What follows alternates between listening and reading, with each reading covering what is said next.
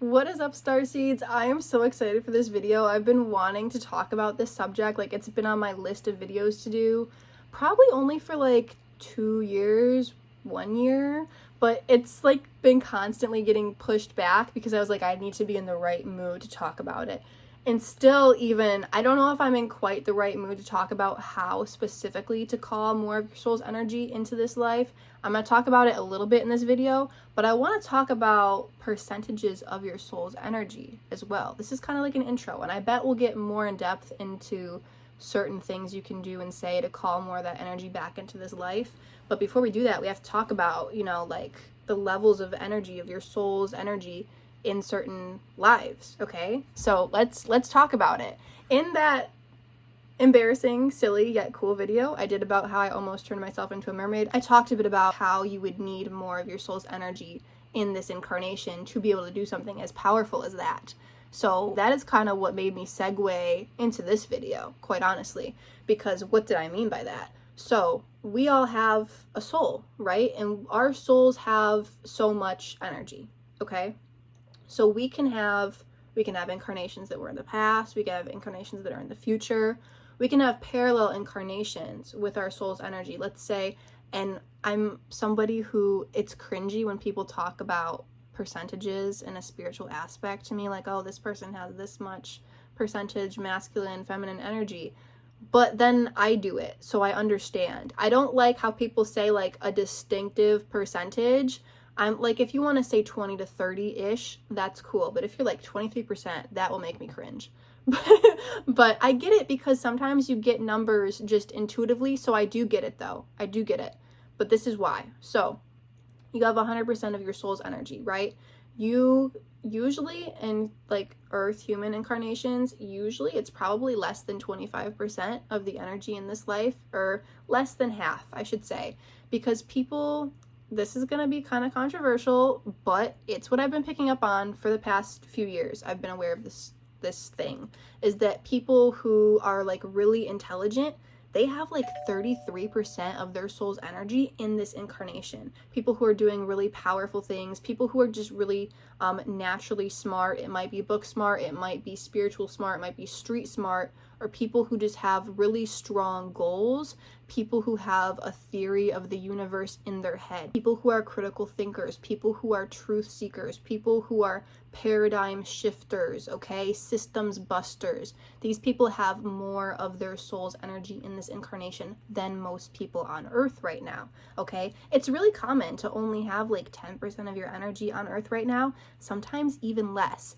And those are the people who are more so floating by, who are more so following the pact, experiencing the human experience, They're sending their good vibes, they're being creative and doing their own little artsy thing, some of them, but they're not questioning stuff as much as the people who have 33% of their energy in this incarnation because they really came to do something important.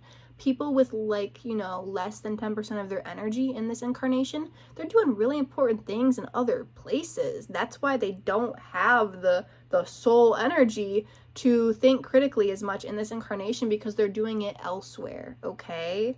So that is the realization that I came to a year or two ago, which I think is really interesting. And yeah, if said the wrong way, it could be really freaking rude. So I don't talk about it very often. I talk about it with the people who I feel like can understand and comprehend that subject. I'm not saying it in any kind of rude way. Like, it actually sounds cooler maybe to have more of your energy somewhere else, quite honestly.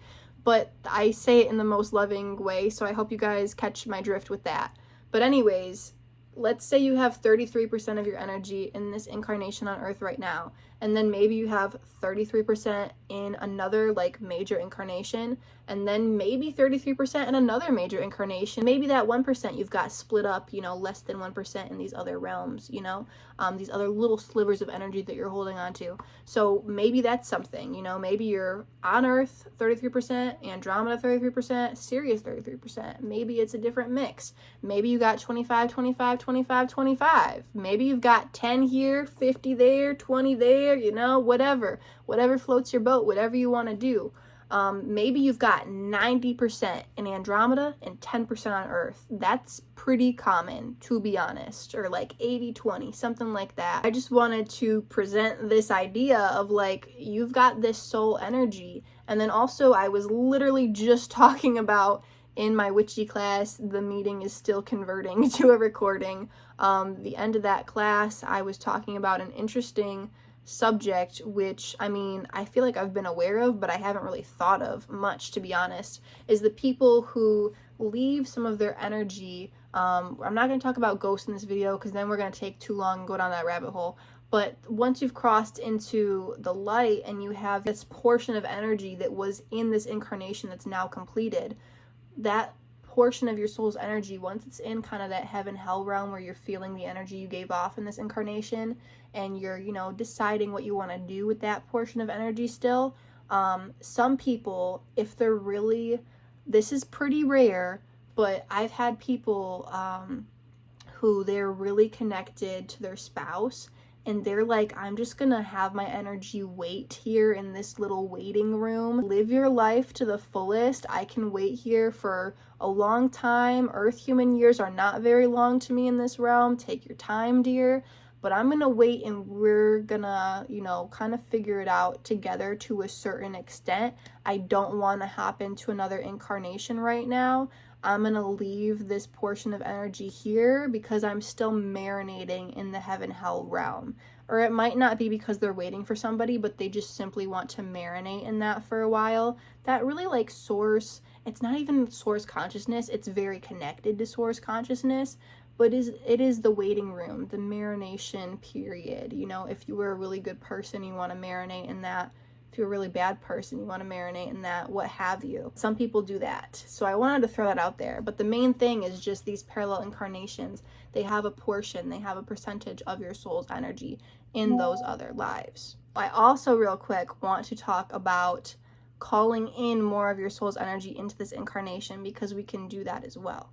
So if you want more of your soul's energy in this incarnation because you have decided you want to take on this endeavor, you want to do this big project, you want to do something important, you want more energy in this incarnation to be able to do that big power move, you know, you just set that intention, you can get more of your soul's energy in this life if your other incarnations agree with it, you know, if your higher self in the Andromedan life or the Pleiadian life or what have you, if they're like, okay, yeah, I can give some of this energy to my other incarnation, to the earth self, like, okay, I'm on board with that, then you can get some more. It's not going to be a ton more. It's going to be 1 to 5% more, probably less than 1%, quite honestly.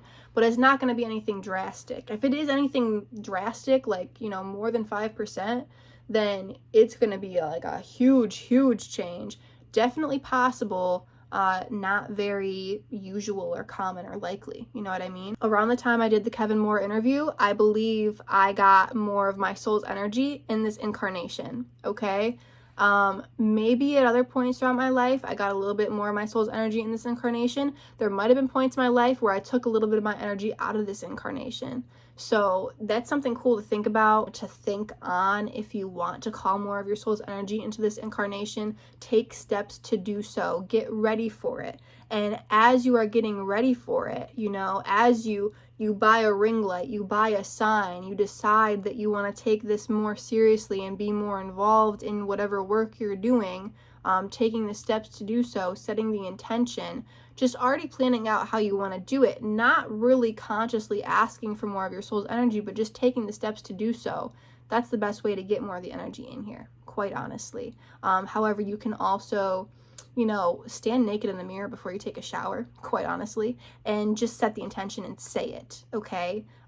Before you get in the shower in the morning is the best time to set intentions, in my opinion. When you wake up and you remember whatever dream you had, and then you go in the bathroom and you get ready to hop in the shower and you're looking at yourself, just your human vessel, okay?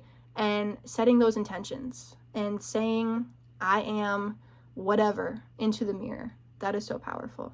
So I'm gonna leave you guys off with that. Let me know what you think, and peace out.